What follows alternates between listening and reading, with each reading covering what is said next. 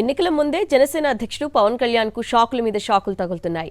ఏ సామాజిక వర్గాన్ని నమ్ముకొని ఎన్నికల బరిలోకి దిగుతున్నారో అదే కాపులు పవన్ కు దిమ్మ తిరిగేలా కౌంటర్ ఇస్తున్నారు. వారం రోజుల వ్యవధిలోనే కీలక కాపు నేతలంతా వరుసగా వైఎస్ఆర్సీపీలో చేరటం పవన్ కు శరాఘాతంలా మారింది. ఇదే సమయంలో వారంతా పవన్ తీరుపై తీవ్ర స్థాయిలో విరుచుకుపడడంతో ఏం చేయాలో పాలుపోని స్థితిలో పడ్డారు జనసేన చీఫ్. జనసేన పార్టీపై కాపులకు నమ్మకం లేదా? అందుకే ఆ సామాజిక వర్గం నాయకులు పవన్ కళ్యాణ్ పార్టీని వీడుతున్నారా అంటే అవుననే సమాధానాలు ఇస్తున్నాయి వరుస పరిణామాలు. వచ్చే ఎన్నికల్లో ఎలాగైనా గెలవాలని టీడీపీ, జనసేన, బీజేపీ కూటమి విశ్వ ప్రయత్నాలు చేస్తోంది.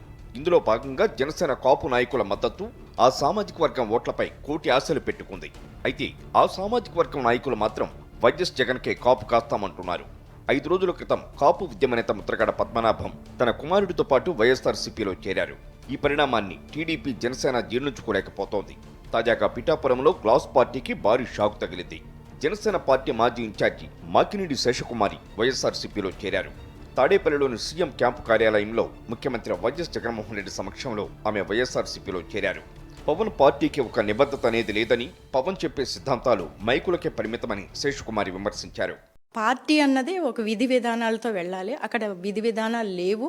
అలాగే పవన్ కళ్యాణ్ గారికి అక్కడ పిఠాపురం నుంచి పోటీ చేస్తున్నారు అంటే అక్కడ 1,00,000 ఓట్ల మెజార్టీ వస్తుందని ఏదో నమ్మకంతో ఆయన ఏదో చెప్తున్నారు అంతే తప్ప అక్కడ ఇబ్బందికరమైన పరిస్థితులు ఇప్పటికీ ఉన్నాయి. అలాగే కార్యకర్తలు, మండల ప్రెసిడెంట్లైనా, కార్యకర్తలైనా, అలాగే జనసేన కుటుంబీకులైనా అందరూ కూడా అసంతృప్తితో అక్కడ ఇబ్బంది పడే పరిస్థితి అయితే ఇప్పుడు పిఠాపురంలో ఉంది.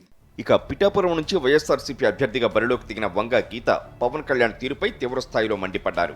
పిఠాపురంలో గెలుస్తామన్న నమ్మకం లేకే పవన్ క్లారిటీ లేకుండా మాట్లాడుతున్నారన్నారు. కులం ఓట్లతో ఎప్పుడు రాజకీయాల్లో నిలబడలేమన్న ఆమె ప్రజల అభిప్రాయాలను గుర్తించకుండా వారిని నిందిస్తూ మాట్లాడడం సరికాదని హితవు పలికారు. రాజకీయాల్లో ప్రజల పట్ల అంకిత భావం ఉండాలి, రాజకీయాల పట్ల క్లారిటీ ఉండాలనేది నా అభిప్రాయం. ప్రజలను చూసే విధానం పట్ల ప్రజలు డబ్బులు కమ్ముడిపోతారనో ఇంకొకటనో చెప్పడం తప్పు.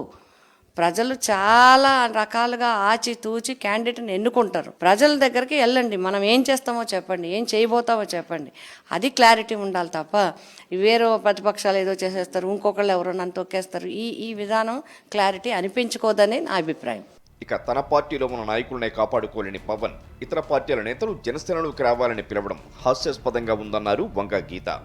రాజకీయాలంటే ప్రజాసేవ చేయడమని, ఇలాంటి వ్యాఖ్యలను ప్రజలు ఏనాడు స్వాగతించారన్నారు. రాష్ట్ర పార్టీకి అధ్యక్షుడు కూడా, అట్లాగే నేను ఒక క్యాండిడేట్, ఒక సీనియర్ రాజకీయ నాయకురాలుగా నేనున్నాను.